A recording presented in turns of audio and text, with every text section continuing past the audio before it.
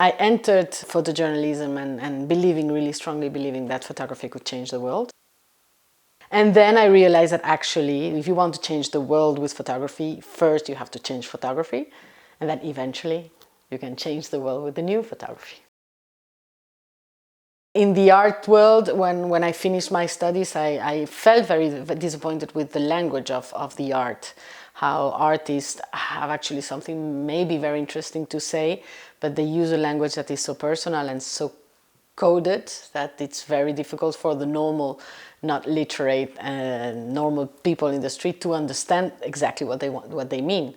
So I went to the other extreme, that is photojournalism, where you have really interesting things to say, not about you, and you have a very accessible language. And then I experimented with both and decided to stay in the middle.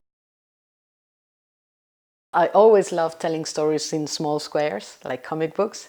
Photography was a very natural development for me because I was already used to framing things and building a story, but just constructing everything in the frame. So I embraced photography because I loved it, and I think it triggered all this romanticism in me about, wow, this is a very powerful tool. And then I sort of got disappointed and stayed halfway between the comic book and documentary photography, that I think is maybe what I'm doing now, I don't know. My biggest inspiration comes from cinema. It also comes from literature, and it also comes, of course, from comic books. Any sequence, any story that is told to me in a non-formal, non-traditional way is definitely a source of inspiration. And I love to analyze from which context, where is he writing from, how is he describing himself, who is the narrator, who is the target audience. Like, try to understand the context where this piece of information is created and generated, and why is it created or generated. Because that's how I learn and how I can experiment and eventually break boundaries or explore beyond the boundaries we have in photography right now.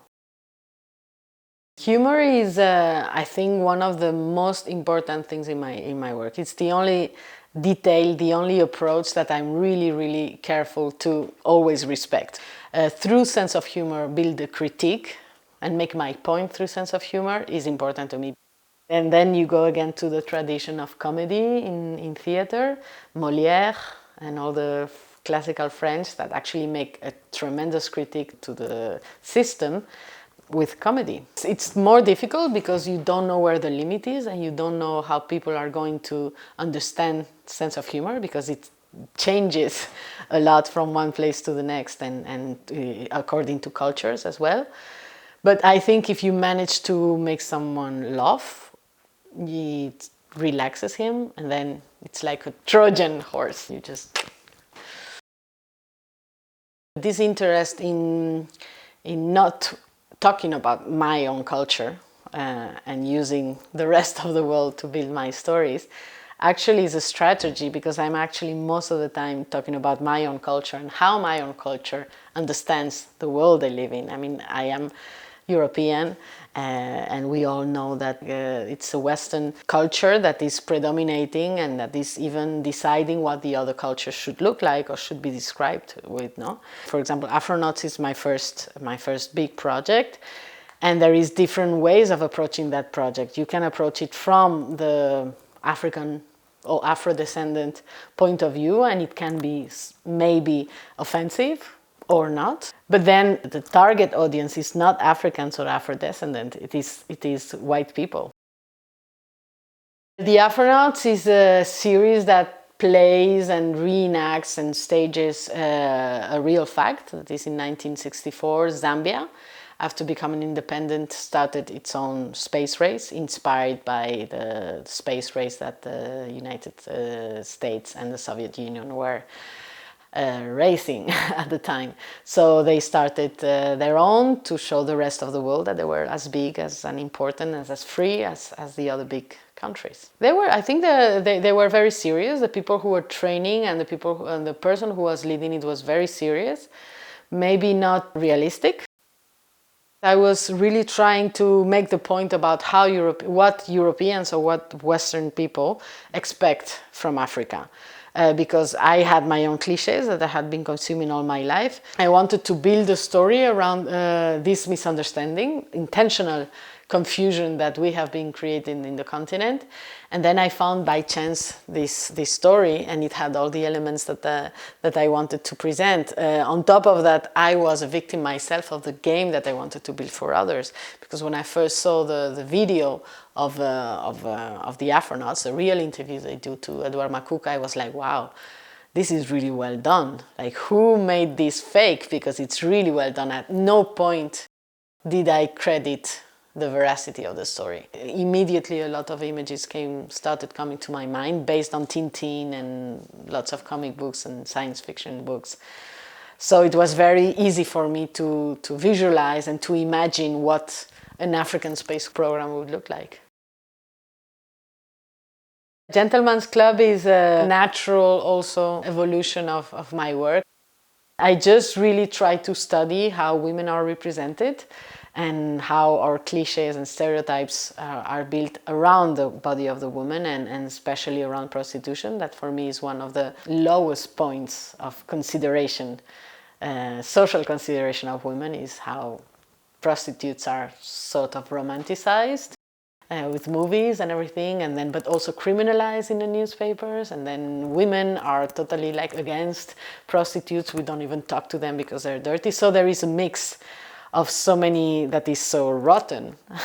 And I think there is a total lack of information because we just assimilate prostitution to women. I mean, if you think of prostitution, the first idea that comes to your mind is a prostitute, a woman. But if she is a prostitute, it's because there is a client. Why don't we think of the clients instead of the women? And when I'm doing this project that is basically paying clients to pose for me, so actually inverting the roles, then it's very natural. I'm not being judgmental. I'm just curious, and I just want them to share the information they have and that women normally don't have access to.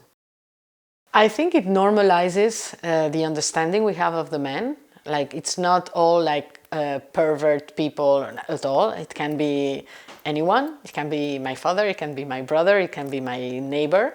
And that idea is not to justify them, rather to normalize them, to explain that everybody can do it, and everybody actually does it. Because, I mean, if you see the statistics in Spain, for example, if I'm not wrong, it's around 85% of married men confess going with prostitutes.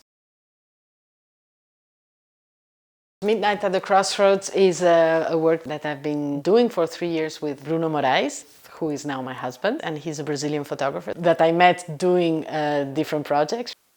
And because I was very familiar with Africa, I had been going to Nigeria quite a lot, and Benin, and I was very, very interested in starting to get it like really immersed in the voodoo and African-rooted religions.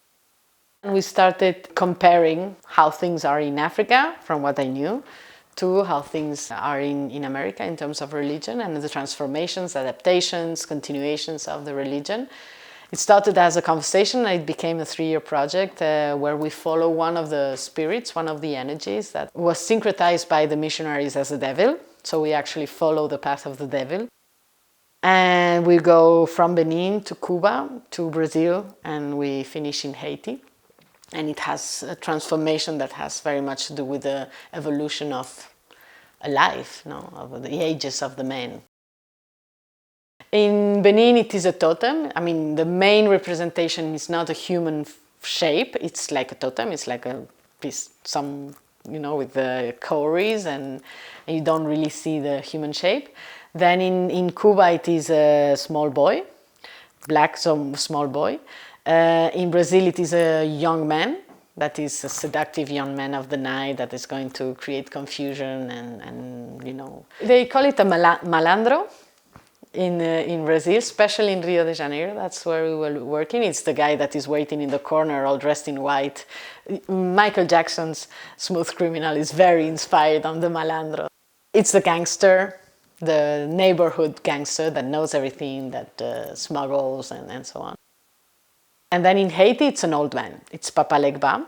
And if you even want to continue in Haiti, in Haitian voodoo, when you die, the paradise, the idea of paradise is Guinea, that is a country in Africa.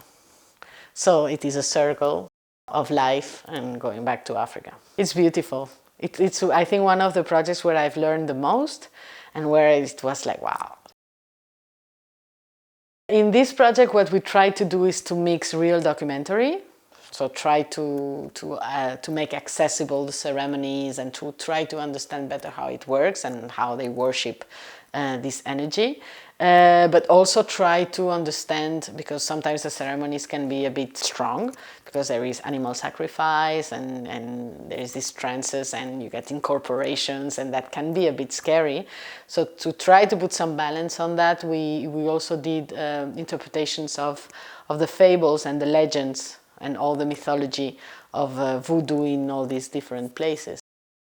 It's really like an ethnological part, because what we try to do is to photograph the mediums. That is, you normally have a ceremony to bring the spirits to this world, and so you can ask them things and you can talk to them, because that's one of the characteristics of this religion, is you have direct access to the gods. So we took images of these gods, all the people who actually are used as mediums. So it's the santeros in Cuba. It's the people they do all this ceremony and they are in trance. And in Cuba there's different. You have palo, you have santeria, and then you have a darkest one that is it's more devilish. We try to mix what Western depiction of religious characters are, with sanctity, and how you make them like look amazing and shiny, and that comes from me, of course. And then there is the mix of Bruno that is much more native and indigenous, but that's the beauty of it, that it was really a mix of cultures, and we were coming from very different approaches. All these religions that do not have a book as a starting point, they're actually much more linked to the earth, to nature, to environment, and they are therefore much more respectful. You might think it's inferior to think like that, but I think it's kind of cool to respect a waterfall, no? I'm not saying we have to dump all the religion we've built, but it would be interesting to include this respect for environmental and start considering natural phenomena as something you need to respect and to listen.